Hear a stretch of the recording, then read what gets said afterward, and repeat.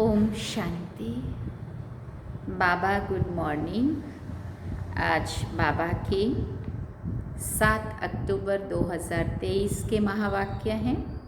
बाबा ने सार में कहा, मीठे बच्चे, बुद्धि को यहाँ वहाँ भटकाने की बजाय घर में बाप को याद करते रहो।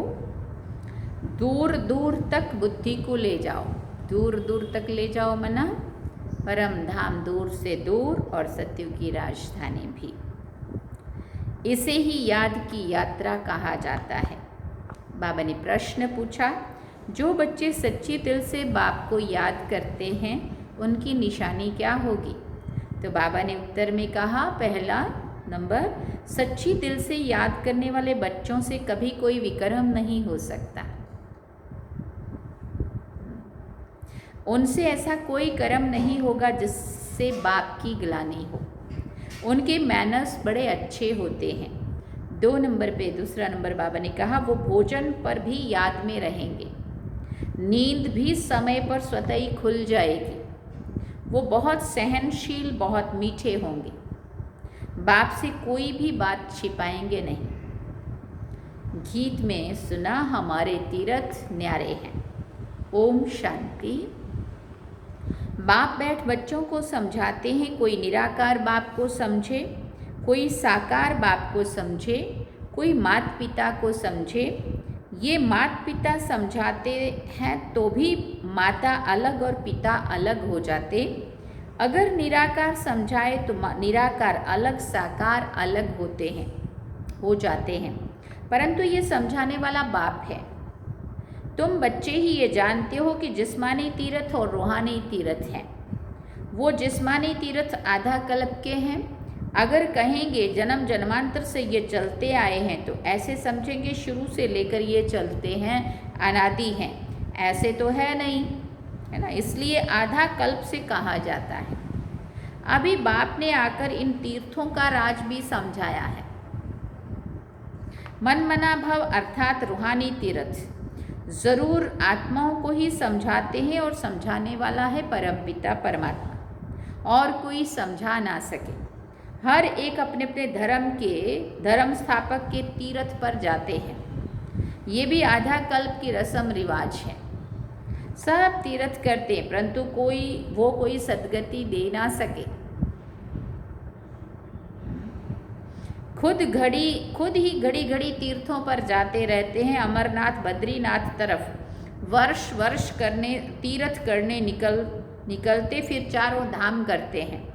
अब ये रूहानी तीर्थ सिर्फ तुम बच्चे समझते हो। रूहानी सुप्रीम बाप ने समझाया है, मन मना भव और जिस्मानी तीर्थ आदि सब छोड़ो, मुझे याद करो और तुम बच्चे सच्चे सच्चे स्वर्ग में चले जाएंगे। यात्रा माना आना जाना, वो तो अभी ही होता है। सतयुग में यात्रा होती नहीं है। तुम हमेशा के लिए स्वर्ग आश्रम में जाकर बैठेंगे। यहाँ तो सिर्फ नाम रख देते हैं, वास्तव में स्वर्ग आश्रम यहाँ होता नहीं है। स्वर्ग आश्रम सतयुग को कहा जाता है। नरक को ये अक्षर दे नहीं सकते हैं। नरकवासी नरक में ही रहते हैं, स्वर्गवासी स्वर्ग में ही रहते हैं। यहाँ तो जिस्मानी आश्रम में जाकर फिर लौट आते हैं। ये बेहद का बाप समझाते हैं। वास्तव में सच्चा सच्चा बेहद का सतगुरु एक ही है, बेहद का बाप भी एक है। भले कहते हैं आगा खां गुरु, परंतु वो कोई गुरु नहीं है, सदगति दाता तो है नहीं। अगर सदगति दाता होता तो खुद भी गति सदगति में जाए, उनको गुरु नहीं कहते। ये तो सिर्फ नाम रख दिए हैं। सिख लोग कहते हैं सतगुरु अकाल, वास्तव में सत श्री अकाल एक ही परमात्मा है, जिसको सतगुरु भी कहते हैं। वही सदगति करने वाला है। इस्लामी बौद्धि या ब्रह्मा आदि नहीं कर सकते। भले कहते हैं ब्रह्मा गुरु विष्णु, गुरुर ब्रह्मा गुरुर विष्णु। अब गुरु भले ब्रह्मा को कहा जाए, बाकी गुरु विष्णु गुरु शंकर तो हो ना सके। क्यों? क्योंकि शिव बाबा सतगुरु है और शिव बाबा ब्रह्मा बाबा के द्वारा आकर के हमें ये शिक्षा दे रहा है। इसलिए गुरुर ब्रह्मा हो सकता है, लेकिन सतयुग में तो गुरु नहीं होते ना। इसलिए गुरुर ब्रह्मा गुरुर विष्णु गुरुर देव महेश्वरात ऐसा बोलते हैं ना। परंतु बाबा कहते विष्णु और शंकर तो गुरु हो नहीं सकते। शंकर इसलिए कहा क्योंकि वो शिव शंकर एक कह देते, इसलिए चलो शंकर को भी मानो, वरना शिव जी समझा, इसलिए हाँ सतगुरु है। परंतु विष्णु तो गुरु नहीं होता ना, सतयुग में तो गुरु नहीं करने पड़ते। गुरु ब्रह्मा का नाम जरूर है, परंतु ब्रह्मा गुरु का भी तो गुरु होगा ना। सत श्री अकाल का तो कोई फिर गुरु नहीं है, वो एक ही सतगुरु है। बाकी और गुरु, कोई गुरु या फिलोसोफर या स्पिरिचुअल नॉलेज देने वाला नहीं है सिवाय एक के। फिर बाबा ने कहा बुद्ध आदि तो अपने पिछाड़ी सबको ले आते हैं, उनको रजो तमो में आना ही है। वो कोई सदगति के लिए नहीं आते हैं। सदगति दाता तो एक का ही नाम वाला है, जिसको फिर सर्वव्यापी कहते हैं। फिर गुरु करने की क्या दरकार है? हम भी गुरु तुम भी गुरु, हम भी शिव तुम भी शिव, फिर शिवो हम कहते हैं। इससे तो कोई का पेट नहीं भरता है। बाकी हाँ पवित्र है, इसलिए उनका मान होता है, सदगति वो दे ना सके, है ना। वो तो एक ही है जिसको सच्चा सच्चा सतगुरु कहा जाता है। गुरु तो अनेक प्रकार के हैं। सिखलाने वाले उस्ताद को भी गुरु कहते हैं। ये भी उस्ताद है, माया से युद्ध करना सिखलाते हैं। तुम बच्चों को त्रिकालदर्शीपन की नॉलेज है, जिससे तुम चक्रवर्ती बनते हो। सृष्टि के चक्र को जानने वाले ही चक्रवर्ती राजा बनते हैं। ड्रामा के चक्र को वकल्प वृक्ष के आदि मध्य अंत को जानना एक ही बात है। चक्र की निशानी बहुत शास्त्रों में भी लिखी हुई है। फिलॉसफी की किताब अलग अलग होती है। किताबें तो अनेक प्रकार की होती हैं। यहाँ तुमको कोई किताब की दरकार नहीं है। तुमको तो जो बाप सिखलाते हैं वो समझना है। बाप की प्रॉपर्टी पर तो सभी बच्चों का हक होता है ना, परंतु स्वर्ग में सबको एक जैसा प्रॉपर्टी तो नहीं होगी। राजाई है उनकी जो बाप का बना। बाबा कहा थोड़ा भी ज्ञान सुना तो वो हकदार हो जाते हैं, परंतु नंबरवार कहाँ जो बाप का बना। बाबा ने कहा कहाँ विश्व के महाराजा और कहाँ प्रजा दास दासियाँ, ये सारी राजधानी स्थापन हो रही है। बाप का बनने से स्वर्ग का वर्षा तो ज़रूर मिलता है। वर्षा मिलता है बाप से। ये नई बातें होने के कारण मनुष्य समझते नहीं है। बाप समझाते हैं सतयुग में विकार है नहीं, माया ही नहीं तो विकार कहाँ से आए। माया का राज्य शुरू होता है द्वापर से। ये है रावण की 5 जंजीरें, वहाँ ये नहीं होती हैं। जास्ती डिस्कस नहीं करना है, बाबा ने कहा। वो है ही संपूर्ण निर्विकारी दुनिया। बाकी बच्चे पैदा होने की, गद्दी पर बैठने की, महल आदि बनाने की जो रस्म रिवाज होगी वो ज़रूर अच्छी ही होगी, क्योंकि स्वर्ग है। उसके बारे में बहुत सारा सोचना या डिस्कस करना इतना वो नहीं है। बाप समझाते हैं बच्चे, इस रूहानी यात्रा में तुम्हें निरंतर बुद्धि योग लगाना है। ये बहुत सहज है। भक्ति मार्ग में भी सवेरे उठते हैं, ज्ञान मार्ग में भी सवेरे उठकर बाप को याद करना है, और कोई किताब आदि पढ़ना नहीं है। सिर्फ बाबा कहते मुझे याद करो, क्योंकि अब छोटे बड़े सबका मौत सामने खड़ा है। मरते समय कहते हैं भगवान को सिमरो। अंतकाल अगर भगवान को नहीं सिमरेंगे तो स्वर्ग में जा नहीं सकेंगे। तो बाप भी कहते हैं मन मना भव, इस देह को भी याद नहीं करना है। हम आत्मा एक्टर हैं, शिव बाबा की संतान हैं, लगातार याद में रहना है। वैसे छोटे बच्चों को तो नहीं कहेंगे कि भगवान को याद करो, यहाँ सबको कहना पड़ता है, क्योंकि सबको बाप के पास जाना है। बाप से ही बुद्धि योग लगाना है, कोई से लड़ाई झगड़ा नहीं करना है। ये बड़ा नुकसानकारक है। कोई कुछ कहे सुना अनसुना कर देना है, सामना नहीं करना चाहिए जो लड़ाई हो जाए। हर बात में सहनशील भी होना चाहिए, और फिर समझना है बाप है, बाप भी है, धर्मराज भी है। कुछ भी बात है तो तुम बाप को रिपोर्ट करो, फिर धर्मराज के पास पहुंच ही जाएगा और सजा के भागी बन पड़ेंगे। बाबा कहते हैं मैं सुख देता हूँ, दुख अर्थात सजाएं तो धर्मराज देते हैं, मुझे सजा देने का अधिकार नहीं है। मुझे सुनाओ, सजा धर्मराज देंगे। बाबा को सुनाने से हल्का हो जाएंगे, क्योंकि ये फिर भी राइट हैंड है। सतगुरु का निंदक छोड़ नहीं पाएगा, कहीं ठिकाना नहीं मिलेगा। बाबा कहते जजमेंट तो धर्मराज ही देंगे कि किसका दोष है, उनसे कुछ छिप नहीं सकता। कहेंगे ड्रामानुसार भूल की, कल्प पहले भी की होगी, परंतु इसका मतलब ये नहीं है कि भूल करते ही रहना है। फिर अभूल कैसे बनेंगे? भूल हो जाए तो क्षमा मांगनी होती है। बंगाल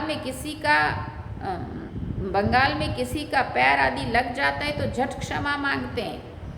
बंगाल की बात इसलिए कह रहे हैं क्योंकि साकार में बाबा कलकत्ता में रहते थे ना, तो अपने वहाँ की, हमारे वहाँ ऐसा होता है कि कोई भी अगर किसी से पैर भी छू जाए तो सॉरी कहेंगे, क्षमा मांगेंगे, माफ़ करो। यहाँ तो एक दो को गाली देने लग पड़ते हैं। मैनर्स बहुत अच्छे होने चाहिए। बाप सिखलाते तो बहुत है, परंतु समझते नहीं है तो समझा जाता है इनका रजिस्टर खराब है। निंदा कराते रहते हैं तो पद भी भ्रष्ट हो जाएंगे। जन्म जन्मांतर के हिसाबों का बोझा तो है ही है, उनकी तो सजा भोगनी ही है। फिर यहाँ रहकर अगर विक्रम करते हैं तो उनकी 100 गुना सजा मिल जाती है। सजा तो खानी ही है। जैसे बाबा काशी कलवट का समझाते हैं, वो है भक्ति मार्ग का, ये ज्ञान मार्ग की बात है। यहाँ एक तो पहले वाले विक्रम है, दूसरा फिर इस समय जो करते हैं उसका 100 गुना दंड हो जाता है। बहुत कड़ी सजा खानी पड़ेगी। बाप तो हर एक बात समझाते हैं, कोई पाप ना करो, नष्टो मोहा बनो। कितनी मेहनत है। इस मम्मा बाबा को याद नहीं करना है, इनको याद करने से जमा नहीं होगा। इनमें शिव बाबा आते हैं तो याद शिव बाबा को करना है। ऐसे नहीं कि इनमें शिव बाबा इसलिए इनकी याद रहे, नहीं, शिव बाबा को वहाँ याद करना है, माना परम धाम, चमकती हुई लाइट है ना, शिव बाबा और स्वीट होम को याद करना है। जिन मौफिक बुद्धि में याद रखना है, शिव बाबा वहाँ रहते हैं, शिव बाबा यहाँ आकर सुनाते हैं। परंतु हमको याद वहाँ करना है, यहाँ नहीं। बिंदु समझ करके, बिंदु बन करके बिंदु बाबा को परम धाम में याद करना है। बुद्धि दूर जानी चाहिए, यहाँ नहीं। ये शिव बाबा तो चला जाएगा। शिव बाबा इस एक में ही आते, मम्मा में उनको देख ना सके। हाँ, ऐसा नहीं कि मम्मा में भी हम शिव बाबा को ही देखते हैं। तुम जानते हो ये बाबा का रथ है, परंतु इनके चेहरे को नहीं देखना है। बुद्धि वहाँ लटकी रहे, परम धाम में ही लटकी रहे। यहाँ बुद्धि रहने से इतना मज़ा नहीं आएगा। ये कोई यात्रा नहीं हुई, यात्रा की हद तुम्हारी वहाँ है। ऐसे नहीं कि बाबा को ही देखते रहो क्योंकि इनमें शिव है। हाँ, ऐसा नहीं कि ब्रह्मा बाबा का ही चेहरा देखते रहो क्योंकि इनमें शिव बाबा है, फिर ऊपर जाने की आदत छूट जाती है। इसलिए हमें परम धाम में ज्योति स्वरूप बिंदु रूप शिव बाबा और बिखरती हुई किरणें, लाल प्रकाश की दुनिया, वहाँ पे हमें बुद्धि लगानी है ना। और अपने को चमकता हुआ सितारा ही समझना है। ऐसा नहीं है कि इन देह से बैठे रहो और ब्रह्मा बाबा में शिव बाबा को देखते रहो। बाबा ने कहा फिर ऊपर जाने की तुम्हारी आदत छूट जाएंगी। बाबा कहते हैं मुझे वहाँ याद करो, बुद्धि योग वहाँ लगाओ। कई बुद्धू समझते हैं कि बाबा को ही बैठ के देखें। अरे बुद्धि को स्वीट होम में लगाना है, यहाँ नहीं अटकाना है, स्वीट होम में ले जाना है। शिव बाबा तो सदैव रथ पर रह ना सके, यहाँ आकर सिर्फ सर्विस करेंगे, सवारी लेकर सर्विस कर फिर उतर जाएंगे। बैल पर सदैव सवारी हो नहीं सकती है, तो बुद्धि वहाँ रहनी चाहिए। बाबा आते हैं, मुरली चलाकर चले जाते हैं, इनकी बुद्धि भी वहाँ रहती है। रास्ता बरोबर पकड़ना चाहिए, नहीं तो घड़ी घड़ी गिर पड़ते हैं। ये तो थोड़ा समय है, इनमें शिव बाबा ही नहीं होगा तो याद क्यों करेंगे। मुरली तो ये भी सुना सकते हैं ना, इनमें कभी है कभी नहीं है, कभी रेस्ट लेते हैं। तुम याद वहाँ करो। पूरा सार क्या निकला, बाबा को परम धाम शांति धाम में लाल प्रकाश की दुनिया में याद करना है। कभी कभी बाबा ख्याल करते हैं ड्रामानुसार कल पहले आज के दिन जो मुरली चलाई थी वही जाकर चलाऊंगा। तुम भी कह सकते हो कि कल पहले बाप से जितना वर्षा लिया था उतना ही लेंगे। शिव बाबा का नाम जरूर लेना पड़े, परंतु ऐसे किसी को आएगा नहीं। बाप जरूर याद आएगा, बाप का ही परिचय देना है। ऐसे नहीं कि सिर्फ इनको बैठकर देखना है। बाबा ने समझाया है शिव बाबा को याद करो, नहीं तो पाप हो जाएगा। निरंतर बाप को याद करना है, नहीं तो विक्रम विनाश नहीं होंगे। बड़ी मंजिल है, मासी का घर थोड़ी है, इतना सहज नहीं है। ऐसे नहीं कि भोजन पर पहले याद किया और फिर खलास। हाँ, शुरू में जब बैठे तो बाबा को याद कर लिया और जब फिर खाने लग गए तो बस फिर बातें भी करते रहो और कहीं कहीं भी बुद्धि लगा दो। बाबा कहते नहीं, ऐसे ही भोजन खाने लग पड़ेंगे नहीं, सारा समय याद करना पड़े। बाबा की याद में रह के ही भोजन करना है। गुलजार दादी ने एक बारी क्लास कराया था कि अगर तुम बाबा की याद में खाना खाते हो तो तुम्हारी आत्मा को शक्ति मिलती है। अगर तुम व्यर्थ संकल्पों में, बुरा किसी का सोचने में या कैसे फालतू की बातें करते हुए अगर ऐसे खाते हो तो फिर वो रावण को शक्ति मिलती है, फिर तुम्हें शक्ति नहीं मिलेगी। इसलिए हम भोजन हमेशा ऐसा नहीं है कि शुरू में बैठ जाओ, बाबा को याद कर लो, शुरू हो गया तो फिर भले किसकी। जो गिट्टी बाबा की याद में खाई वो शक्ति आत्मा को गई, जो गिट्टी रावण की याद में खाई उससे रावण को शक्ति मिलेगी। रावण माना व्यर्थ संकल्प, बुरे संकल्प या बुरी बातें, इविल बातें जो भी हम करते रहें। तो बाबा ने कहा सारा समय याद करना पड़े, मेहनत है, ऐसे थोड़ी ऊंच पद मिल सकता है। तब तो देखो करोड़ों में 8 रत्न पास होते हैं, इतना कठिन है तब तो 8 लोग पास होते। मंजिल बड़ी भारी है, विश्व का मालिक बनना है, ये तो किसी की भी बुद्धि में नहीं होगा। इनकी बुद्धि में भी नहीं था, अब ख्याल किया जाता है। 84 जन्म किसको मिलते हैं? ज़रूर जो पहले आते हैं वो है लक्ष्मी नारायण। ये है सविचार सागर मंथन करने की बातें। बाबा समझाते हैं हाथ काट दे दिल यार दे, हाथों से कर्म करना है और दिल बाबा की तरफ लगना चाहिए। मन बुद्धि बाबा की तरफ लगा हुआ रहना चाहिए। भले धंधा आदि में रहो, परंतु निरंतर बाप को याद करते रहो। ये है यात्रा। तीर्थों पर जाकर फिर लौटना नहीं है। तीर्थ बहुत मनुष्य करते हैं, अब वहाँ पर भी बहुत गंद हो गया है। नहीं तो तीर्थ स्थान पर कभी वैशाल्य नहीं होते।